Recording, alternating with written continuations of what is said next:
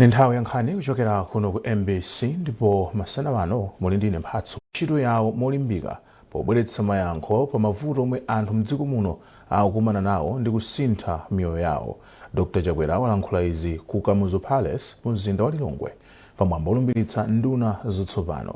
President yu anapempha ndunazo kuti zili ndi ntchito yayikulu yochepetsa ululu wa Malawi ndi kuwapatsa chiyembekezo choti Malawi akhala osinthika mowakomera. Iwo anati maboma ambuyomu anasakaza zinthu zambiri kuphatikizapo nkhani zachuma zomwe zinapsinja kwambiri anthu mdziko muno. Mudziwe kuti ntchito yowongola mafupa othyoka mdziko muno ndi kuyigwiradi. Mupeza kuti madera ambiri omwe tikukoza zinthu zowola zomwe zinalekereredwa mbuyomu mwabwera ululu waukulu omwe Malawi akuumva. Kumbali ya chuma kunali chithupsa chonamiza Malawi kuti ndalama yathu ni yamphamvu pamene ilibe mphamvu yochokera ku zinthu zomwe timagulitsa maiko ena. Ndiye chiphulitsire chithupsa chimenechi zaka ziwiri zapitazi Malawi akhala pa ululu waukulu mdziko muno. Koma sinikanakhala dokotala othandiza ndikanasiya chithupsa chimenechi chizipitirira kuvunda poona kuti ndinganadzithudzula umaopa kuti nkachithudzula anthu anzinitokwana. Chifukwa udziwa kuti muzaka zisanu zobwerazi Malawi adzasimba lokoma. Ndipo mtsogoleri wa dziko linoyo Dr. Lazarus Chakwera wasankha Dr. McDonald Mafuta Mwale kukhala gavanala wa banki yayikulu mdziko muno ya Reserve, komanso Dr. Kisu Simwaka kukhala wachiwiri wawo. Dr. Mwale akulowa m'malo mwa Dr. Wilson Banda omwe apuma pa udindowu. Mchikalata chomwe mlembi wamkulu ku ofesi ya President ndi Cabinet Mai Colin Zamba chati Dr. Mafuta Mwale ayamba kugwira ntchito yawo komiti yoona za maudindo ya Public Appointments Committee ya ku Nyumba ya Malamulo ikavomereza. Chikalatachi chayamikira ntchito yotamandika yomwe Dr. Wilson Banda wagwira ku banki. Mlandu wokhudza Katangale omwe mkulu wakale wa banki ya Reserve mdziko muno adalitso Kabambe komanso yemwe anali wachiwiri wawo a Henry Mathanga akuyankha wayamba chakummawaku ku Lilongwe. Akabambe akuyankha milandu yosakaza ndalama zaboma komanso kuzembetsa ndalama zokwana 8.3 billion kwacha komanso 4.3 billion kwacha zomwe adalipira banki FDH mosatsata malamulo. Ndipo Mathanga akuganizira kuti anatengapo gawo pakugulitsidwa kwa banki ya Malawi Savings mosatsata ndondomeko. Mkulu wofalitsa nkhani za polisi mdziko muno apita kalaya ati nduna ya zachuma yakale a Joseph Mwanamveka komanso anthu ena anayi awazenga milandu isanu kuphatikizapo kubwereketsa ndalama zaboma popanda chilolezo pa nkhani yosokoneza ndalama zoposa 400 billion kwacha ku kampani ya Salima Sugar. Malingana ndi akalaya omwe awamanga ndi a Joseph Mwanamveka, nduna ya zachuma yakale komanso mtsogoleri wa chipani cha DPP mchigawo chakumwera a Collins Magalasi, mkulu wa bungwe la Mera wakale, mlembi wamkulu wa boma wakale a Lloyd Muhara, mlembi wa kunduna wa zachuma wakale a Cliff Chiunda komanso a Jimmy Kusamale omwe anali mlembi ku Green Belt Authority ndipo akaonekera ku khoti posachedwapa. Mchaka cha 2024 apolisi anamanga akuluakulu ena ogwira ntchito ku Salima Sugar zitadziwika kuti akuluakuluwa anaononga ndalama mabiliyoni a nkhaninkhani mu kampaniyi. Malingana ndi mkulu wofalitsa nkhani za apolisi apita kalaya, kafukufuku wa apolisi wakhala akupitirira yemwe wachititsa kuti amangenso anthu enawa. Nkhani iyi takhala tikuyifufuza kuyambira pamene report ya audit itatuluka tinamangapo a Sherish Betrikeli ndi anthu ena 4 ndipo amene anali acting CEO wa Green Belt Initiative Dr. Njoloma akhala akuthawa, ndipo pali pano ngati apolisi tikupitiriza kuwayang'ana, tikupitiriza kafukufuku wa nkhani imeneyi. Ndi pamene lero tikuti tamanga anthu 5 amenewa, ndipo pali milandu yambiri imene ifeyo tiyapatsi kukwana 5, yonse ikukhudzana ndi kugwirizana kuba komanso kuononga ndalama zaboma kudzera ku Salima Sugar Company. Titawafunsa kuti nchifukwa chani patenga nthawi kuti a Joseph Mwanamveka komanso ena patenge nthawi yayitali kuti awamange, iwo anati ndalama zomwe zinasowa ku kampani ndi zochuluka kupitirira 400 biliyoni kwacha, ndipo sikunali kophweka kuti apeze anthu onse omwe akukhudzidwa ndi ndalama zochuluka chotere pakamodzi. Iwo anati kumangidwa kwa anthuwa sikukukhudzana ndi ndale, kamba kokuti akungogwira ntchito molingana ndi momwe kafukufuku wa zachuma anapezera.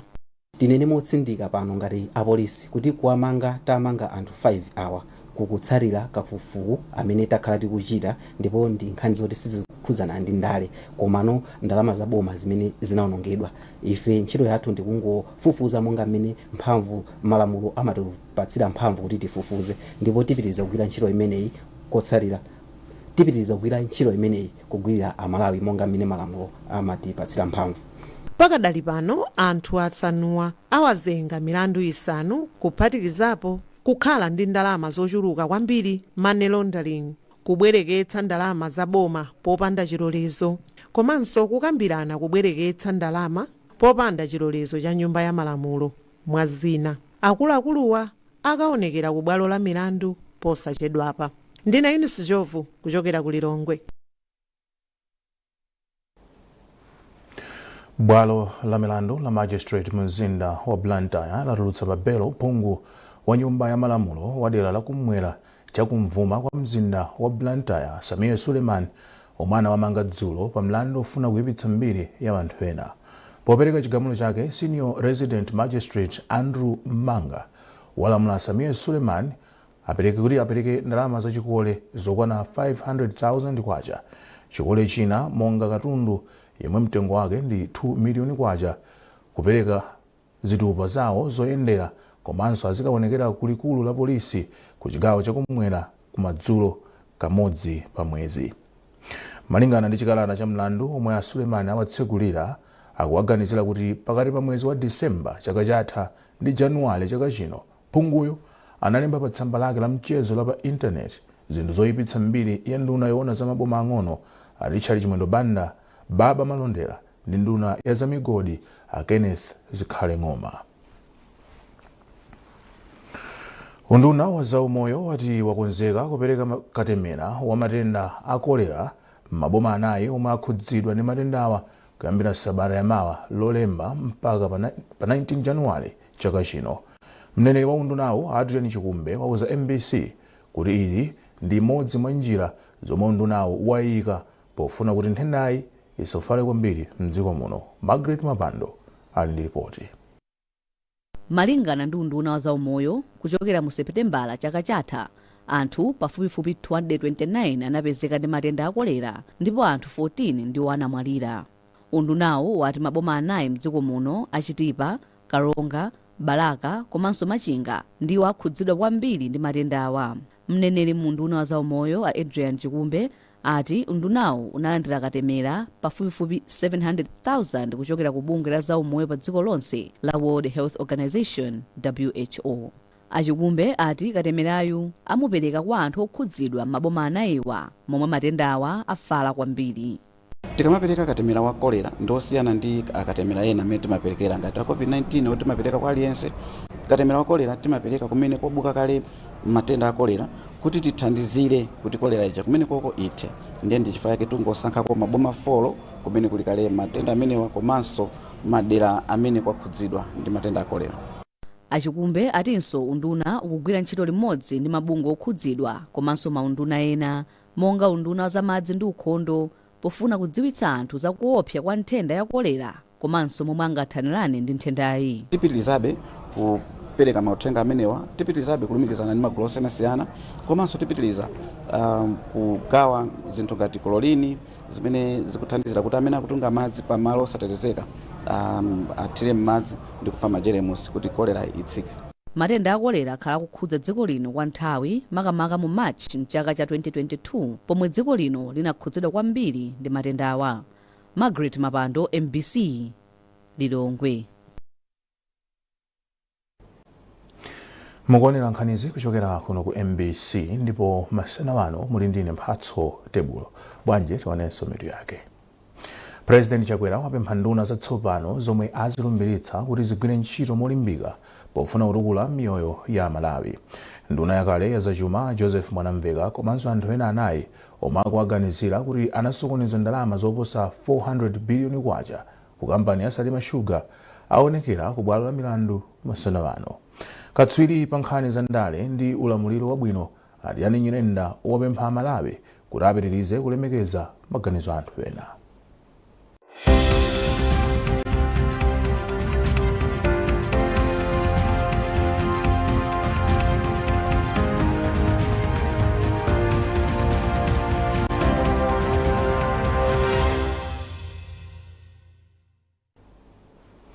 Takulandiraniso ku gawo lina la nkhani zathu.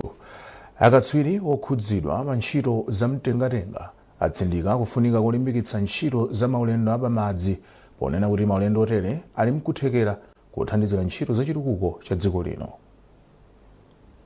Ena mwa akatswiriwa omwe ndi ochokera ku nthambi ya Chartered Institute of Logistics and Transport ati mwazina maulendo apamadzi angathe kulimbikitsa ubale wabwino wa ntchito zosiyanasiyana monga za malonda pakati pa dziko la Malawi ndi maiko ena. Owen Mavula ali ndi ripoti.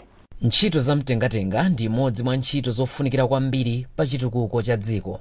Kupatula maulendo apamsewu, njanje ndi mlengalenga, dziko la Malawi limagwiritsanso ntchito nyanja ya Malawi polimbikitsa ntchito za mtengatenga kamba kuti anthu ochuluka omwe amakhala m'mbali mwa nyanja mchigawo cha kumvuma pakati komanso kumpoto amadalira maulendo otere.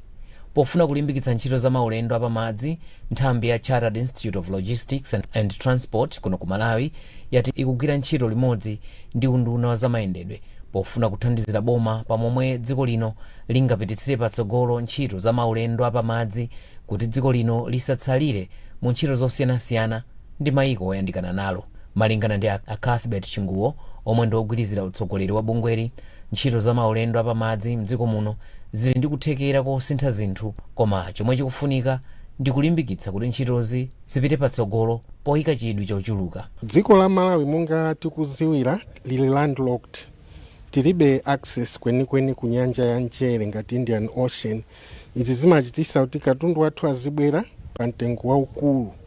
Ndiye nyanja iyi titayigwirisa ntchito mwanzeru ndiye kuti katundu akhoza kubwera pa stima ya njanji kapena pa nsewu pamene pa matraki ndi kuzasamusidwa m'mastima apa nyanja kumapita komwe akupitako mpaka na ukafika ku Indian Ocean pozera nyanja ikukalumikizana ndi njanje mwina ku Tanzania. Izizi zingathandize kuti ndalama zomwe dziko limagwirisira potumiza ndi kulandira katundu zichepe. Mmodzi mwa akatswiri osula ophunzira pa phunziro lokhudza ntchito za mtengatenga mdziko muno, Apita Chiumbuzo, akuthiraponso ndemanga pa nkhani yolimbikitsa ntchito za maulendo osiyanasiyana kuphatikizapo maulendo apamadzi. Tikamaphunzisa timangana magawo kwambiri, magawo 4: maulendo apanyanja, maulendo apandege, maulendo apa stima zapantunda izi, komanso maulendo amlengalenga. Nawo tikafanizira ndi zimene dziko lili nalo muona kuti nzosakwanira, sizingatenga wina aliyense. Muona nchifake ndona kuti mwachisanzo kuno kuti tatione kuti mwina wange ndi stima zingati zikuyenda, muona kuti imayenda ndi imodzi. Mwazina nthambi ya Chartered Institute of Logistics and Transport kuno ku Malawi imalimbikitsa kusula komanso kuzama pa maphunziro a ntchito za mtengatenga ndinso kupereka ukadaulo okhudza ntchitozi ku nthambi zosiyanasiyana kuphatikizapo za boma. Owen Mavula, MBC, Mangochi. Bungwe la Malawi Energy Regulatory Authority latseka malo omwetsera mafuta a galimoto a Nchewu Puma Filling Station chifukwa chophwanya lamulo lomwe limaletsa kugulitsa mafuta mzigubu. Izi zikudza patatha pafupifupi mwezi umodzi. Bungweli litatsekanso malo ena atatu ku Lilongwe ndi Kasungu kamba kamchitidwe onga omwewo. Filling station imeneyi inaphwanya lamulo limeneli kambako kuti inachita zimenezi mokuti mwadala ndithu. Ndefe tabwera pano pa station pano tafufuza tapeza kuti ndizoona andi iwo wadi avomera kuti ndi zimenezozi anachita. Pofuna kupereka chitsanzo kwa ma station ena komanso kuwadziwitsa iwo kuti ifeyo sitikugona tifuna ntchito imeneyi kuti zilongosoka, tatseka malo ano. Sakuloledwanso kuchita malonda ogulitsa mafuta pokhapokha zonse zimene zili zoyenerera kuti akwaniritsa zonse zatheka. Ngati wina apezeke kuti akupitiriza ntchito imenewu osamvera malamulo amera, osafuna kutsatira zimene amera ayika ndondomeko kuti mwina tithandizane muno mdziko amayi pa nkhani imene tikumana nayo ya vuto la mafuta, ife sitichedwa. Mukatipatsa dandaulo tidzafufuza, ndipo tikafufuza tapeza kuti umboni wodi ndizokwaniradi kuti anthu odi analakwa, ife tipanga mmene timayenera kupangira kuti lamulo ligwire ntchito. Komanso ndichenjeze kuti kupitiriza kusamvera malamulo amera, kupitiriza kuphwanya dala malamulo ndi ndondomeko zimene amera ayika akhazikitsa kuti zinthu zilongosoke ndi chinthu chomvetsa chisoni kwambiri. Si chinthu chabwino pamene ena akuyesetsa kuti zinthu zilongosoke ndopeza ma filling station ena mwadala malamulo otakuwadziwa ndi kumanyozera ndi kumagulitsa mafuta kumavenda, nkumapezeka kuti anthu ena oti anganagula mafuta mosavuta akuvutika kukhala pa line kwa nthawi yayitali. Zimenezo ife ngati abungwe amera sitilekerera iya ndipo titengapo action. Yemwe amayankhulapo pa nkhani za ndale ndi ulamuliro wabwino Tiyane Nyirenda wapempha anthu mdziko muno kuti adzilemekeza maganizo awena pomwe tili mu dziko la demokrasi. Anyirenda anena izi potsatira zomwe wadandaula mkulu wa nyumba yowulutsa mawu ya MBC a George Kasakula ponena kuti anthu ena achipani cha DPP amawaopseza potsatira mawu omwe ananena mu pulogalamu ina yotchedwa Timvetse yomwe imauluka pa MBC. Charles Bensulo walemba ripoti ili. Lachinayi sabata yatha mu pulogalamu ina ya pa MBC yomwe imakamba nkhani zosiyanasiyana zokhudza dziko lino, anakambapo zopempha anthu andale kuti azilankhula mawu abwino amene sangabweretse chisokonezo maka pamene akuchitisa misonkhano yawo ya ndale. Mu pulogalamuyo Akasakula omwe ndi mmodzi mwa anthu omwe amapanga nawo pulogalamuyo ananena kuti dziko lino likufunika atsogoleri anyonga kuti lipite patsogolo pa chitukuko. Iwo anati izi ndizosiyana ndi zomwe akuchita mtsogoleri wa chipani cha DPP Profesa Arthur Peter Mutharika, yemwe anati akufunika kupuma ndi kulingalira bwino za thanzi lake osati ntchito yotsogolera dziko kamba kuti ndi wamkulu. Akasakula anapemphanso mtsogoleri wa chinyamata mchipani cha DPP Norman Chisale kuti apewe mchitidwe oopseza anthu nthawi zonse akamachitisa misonkhano ya ndale. Mawuwa sanasangalatse anthu ena osatira chipani cha DPP kuphatikizapo Chisale komanso wachiwiri kwa mtsogoleri wa chipani cha DPP chigawo cha kumpoto a Jape Muhango omwe anayamba kuimbira lamya Akasakula kuti athana nawo. Ndipo m'mawu awo Akasakula avomera kuti anaopsezedwadi. Ndamese chokera kwa akuluakulu a chipani cha DPP Honorable Jape Muhango amene wachiwiri kwa vice president wa president wa chipani, even so Norman Chisale amene ndi mtsogoleri wa chinyamata kundiopseza. Muhango for example kundiopseza kuti ku parliament MPC tikayipasa wanukwacha chifukwa zimene upangazo. Chisale ndi amaningalipira ngati ndine mwana wawo ondishauta kuti zimene upanga tikuziwa mavideo tinawo ndi tidzaona. Wailesi ya MBC inayetsera kuti yankhule ndi Chisale komanso Muhango, koma izi sizinatheke kamba kuti lamya zawo zimangoyitana. Pakadali pano katswiri yemwe amayankhulapo pa nkhani za ndale mdziko muno komanso ulamuliro wabwino Tiyane Nyirenda anati ino si nthawi yopsinja ufulu wa anthu pomaopsezana kamba kuti dziko lino likusatira mfundo za demokrasi. Pamenepa Anyirenda anati ngati wina akuona kuti sizinamukhalire bwino akuyenera kupeza njira zabwino osati kuopseza ena. Ndizomvetsa chisoni kuti siku la lero munthu akayankhula maganizo ake wina akazimuimbira foni kumamuopseza. Panopo mu demokrasi iwo zipani zina zimene zinapangisa kuti tikhale mu demokrasi zimayenera kuti zizionesesa kuti tisabwererenso kumbuyo kumene kuja. Anthu amene ndi makasodian a demokrasi mwina opposition parties and right iwo akamafika kuti pasoti maopseza munthu kuti asayankhule zamu maganizo mwake kapena kupereka information yoyenera kwa Amalawi. Komanso zimene ziyankhulidwazo Amalawi ndi ufulu wawo woti aziziwe ndi kuzimvetsetsa mwatsatanetsatane. Anthu osiyanasiyana akhala akumema anthu mdziko muno komanso anthu ena andale kuti azichita ndale zomanga osati zoyambisa kugawikana kapena kukangana pomwe dziko lino likuyembekezeka kuchitisa chisankho chaka chino. Charles Pensulo, MBC Blantyre. Munkhani za masewero, nkhondo yozigulira malo mu Super League yafikapo muzigawo zapakati ndi kumwera pomwe matimu a Blue Eagles ndi Ekhaya ndomwe akuoneka kuti ali ndi mwayi waukulu olowa mu ligi. Mu studio muno ndili ndi Praise Majawa. Praise amene mtolankhani wathu wa nkhani za masewero. Praise zili bwanji pano mzigawo makamaka zimenezi pa nkhani ya masewero pamene matimu ena akuoneka kuti angotsala pang'ono kuti akwaniritse kulowa mu Super League. Yamena fotokozera kuti nkhondo yafika no povuta kwambiri pano timu ya Ekhaya ndomwe kutsogola mchigawo chakumwera kuno pamene ili ma points okwana 28 ikusiyana ma points 5 ndi timu ya Red Lions yomwe pa number 2 mu league ya timu ya Southern Region Football League ikuthandiza a thumbs up. Ndiye kuoneka kuti mwayi wake ndi wakulu kwambiri kuti alowe mu league imeneyi. Anyamata amene wa Ekhaya angotsala ndi 3 points ngati afuna kuti alowe koma sero mwatsala ngufunika kuti ma point atatu kuti afikireso ndi mmene alowe mu league imeneyi. Pomwe mchigawo chimene chapakati timu ya Blue Eagles yomwe yatuluka chaka chatha ndimene ikuoneka kuti ikutsogola kwambiri mu league imeneyi. Pano sidakonjeko masero alonse yasero masero okwana 19 pano ali ndi 51 points akusiyana 12 points ndi timu imene pachiwiri ya Villa FC yomwe ndi 36 points. Ndizikuoneka kuti timu imeneyi ya Blue Eagles mwayi wake songa wakulu kwambiri kuti itakulowa mu league imeneyi ya TNM.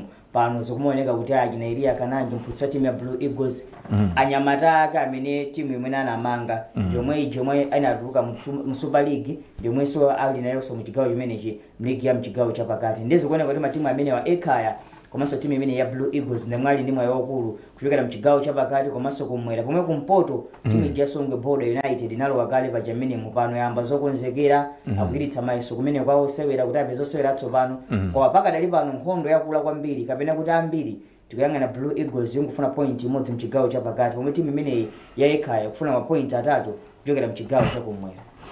Akuti kulowa mu ligi mwina ndikosavuta kwenikweni komano kukachita bwino. Ukuona kuti matimu awiri amene wa Blue Eagles komanso Ekhaya makamaka Ekhaya imene kuchokera ku ligi imene ima yocheperako kupita ku ligi yayikulu ali ndi kuthekera kuti akachita bwino kapena kukangonjezera golo. Mwina kuthekera pali magawo angapo pankhani yokhudza kuthekera pankhani za chuma Ekhaya ndi kuthekera pali amene akwathandiza anduja chichewa chake mponda matiki komanso kuchita za malonda kuno ku Malawi Thompson Mpinganjira ndi amene akuthandiza timu imene ya Ekhaya ndi kuti kuthekera pankhani yokhudza za chuma so kuti angavutike kwenikweni kuthekera pankhani yokhudza mmene achitira masewero awo mpira akuoneka kuti be kuti ndanyamata kuti ndi abwino feke pano kationa amene akutsogolera kumwetsa zigoli Safton Chintokoma ali zigoli 19 ndimwe akutsogolera mu league imene ya mchigawo chakumwera wachiwiri wake ndi Loyo Bokosi zigoli 18 wa timu ya Red Lions kutanthauza kuti akuchita bwino ali ndosewera ena anasewera ku matimu ngati Master Security Mighty Mukuru Wanderers Francis Mkonda amene sakwathandiza kwambiri dzulo anasewera ndi timu ya Mighty Wanderers Reserve anakwanitsa sogoletsa chigoli nyamata amene Francis Mkonda anapambana masewero amene 2 kwa adu kutanthauza kuti ali ndosewera omwe ndayikisodzera komanso ena ayamba kale zomwe zingathandize mu ligi. Tikati tipite ku timu ya Blue Eagles ndi timu yoti pankhani yokhudza kakhobidika change singasowe kwenikweni ndi timu yakulikulu kwa polisi ku area 30 ndi kuti zawonso zili bwino pankhani yokhudza zachuma pankhani yokhudza osewera aliso ndosewera ndachamba kala inasankhani Mkandawire kamba zake na Brighton Muntali kumeneko kula anyamata osiyana Blessings Tembo Shumaka Kuwali Misia Muhone Laurent Banda ali kumene kwa Inatonic View Lanken Mwale oti Super League asewerako ndana bwere saso anyamata eno oti Super League yo sana sewere kwa kina Azizi kumeneko Jackson Azizi komanso anyamata ngati kina Andrew Juvenal kutanthauza kuti mchingereze mata panga blend anyamata tsopano ndi anyamata akale kwaika pamodzi kupanga timu ya mphamvu ndi matimu onse kuthekera linako kwatathokera bwino akalowa mu Super League. Alright, zikomo Praise chifukwa cha nthawi yako kutipatsa chithunzithunzi pamene timu ya Blue Eagles komanso timu ya Ekhaya FC ali ndi kuthekera kolowanso mu makamaka Blue Eagles yolowanso mu ligi imeneyi pamene ekhaya kakhala koyamba kulowa mu TNM Super League. Ndi nkhani imeneyo tafika pa mtsiriziro pa nkhani zathu masana wano, koma tisanasiyane nayinso mitu yake. President Chakwera wapempha nduna zatsopano zomwe azilumbiritsa kuti zigwire ntchito molimbika pofuna kutukula miyoyo ya Malawi. Nduna yakale ya zachuma Joseph Mwanamveka komanso anthu ena anayi omwe akuwaganizira kuti anasokoniza ndalama zoposa 400 biliyoni kwacha ku kampani ya Salima Sugar aonekera ku bwalo la milandu masana wano. Ndipo katswiri pa nkhani za ndale ndi ulamuliro wabwino Atiane Nyirenda wapempha Malawi kuti apitirize kulemekeza maganizo a anthu ena. Pezani nkhani ndi zina zambiri popita pa mbc.mw kapena MBC Digital pa Facebook, Instagram komanso X. Munali ndine Mphatso Tebulo. Mwakumana nonse.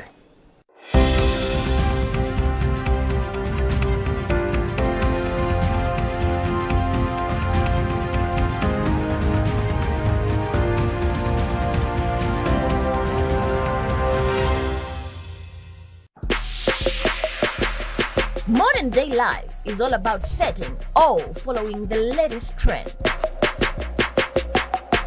Be it in fashion,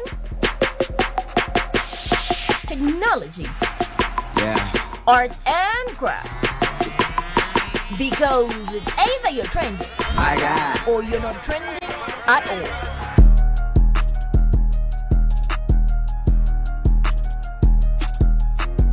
MBC, inspiring the nation.